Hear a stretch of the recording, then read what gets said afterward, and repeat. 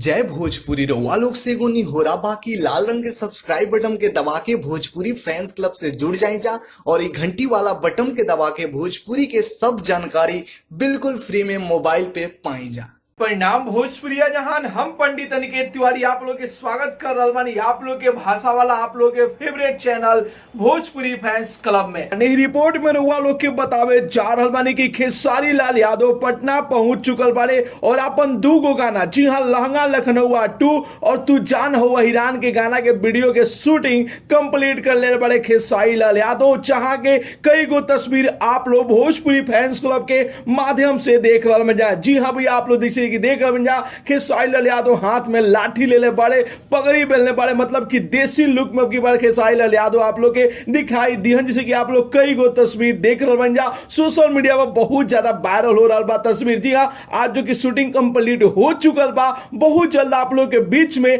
आदि शक्ति फिल्म्स के official YouTube channel पर दोनों गाना के वीडियो रिलीज कर दिया जाए। लहंगा लखनऊआ 2 आप लोग सुन ले मानी जा, अहिरान वाला गाना आवे वाला बाकी बात तो हो सकता है कि डायरेक्ट आप लोग के बीच में वीडियो ही आ जाए, कहा कि वीडियो शूटिंग कंप्लीट हो चुकल बा। नजर मिलाओ बबुआन से जो आप लोग गाना सुने रहे, जो हीरोइन पवन सिंह के साथे रही उहे हीरोइन जो कि खेसारी लाल यादव के साथे आप लोग के तू जान हो बबुआ तू जान हो अहिरान में दिखाई दिहन। तो मिला जुला के बड़ा ही जबरदस्त गाना के वीडियो शूट कर ले बड़े खेसारी लाल यादव, जिसे कि कई गो तस्वीर आप लोग देख रहे बन जा। तो भैया आप लोग के फोटो कैसा लागल, रिपोर्ट कैसा लागल, अपन राय जरूर ही कमेंट बॉक्स में बताई जा और साथ ही साथ वीडियो के ज्यादा से ज्यादा लाइक करी जा, ज्यादा से ज्यादा शेयर करी जा और भोजपुरी जगत के हर छोट बड़ न्यूज जाने खातिर अपन भाषा वाला चैनल भोजपुरी फैंस क्लब के जरूर ही सब्सक्राइब कर लीजा। तो मिला तनी भैया अगला वीडियो में एगो नया न्यूज के साथ है, तब तक के लिए बाय बाय, टेक केयर, जय भोजपुरी।